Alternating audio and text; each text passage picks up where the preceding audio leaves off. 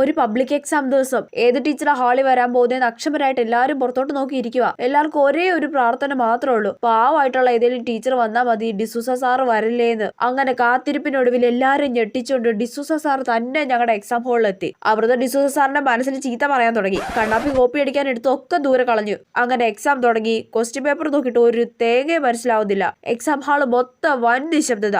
സഭയിൽ പോയിക്കൊണ്ടിരിക്കുക. ആരും ഒരു വാക്കും എഴുതുന്നില്ല. ഡിസൂസ സാർ ചായ കുടിക്കാൻ പോയിട്ട് വേറെ ഏതെങ്കിലും പാവ ടീച്ചർ വരലേന്ന് എല്ലാരും വീണ്ടും പ്രാർത്ഥിക്കാൻ തുടങ്ങി. പെട്ടെന്ന് ഞങ്ങളെ ഞെട്ടിച്ചുകൊണ്ട് ഡിസൂസ സാർ ഒരു കാര്യം പറഞ്ഞു. ആരും ഒച്ചയും ബഹളവും ഇല്ലാതെ ഉത്തരം ചോദിച്ചെഴുതു കേട്ടോ, ഒച്ചയാക്കല്ലേ മക്കളെ. ഒരു നിമിഷം ആ ഡയലോഗ് കേട്ടിട്ട് ഞങ്ങൾ ഞെട്ടി. ഇതൊരു സ്വപ്നമാണോ എന്ന് ഞങ്ങൾ ചിന്തിച്ചു പോയി. അല്ല, സ്വപ്നമല്ലേ, ഇത് സത്യം തന്നെ. എല്ലാരും ഭയങ്കര ഹാപ്പിയായി. ഇത്ര പാവമായിട്ടുള്ള സാറിനെയാണോ ഞങ്ങൾ ഇത്രയും നാള് ചീത്ത വിളിച്ചോണ്ടിരുന്നത്? ഡിസൂസ സാർ ചായ കുടിക്കാൻ പോണേന്ന് പ്രാർത്ഥിച്ചവരൊക്കെ ഡിസൂസ സാർ ചായ കുടിക്കാൻ പോവല്ലേന്ന് പ്രാർത്ഥിക്കാൻ തുടങ്ങി. നിങ്ങൾക്ക് ഇതേപോലെ കലിപ്പലും പാവമായിട്ടുള്ള ഒരു ഡിസൂസ സാർ ഉണ്ടോ ഗൈസ്?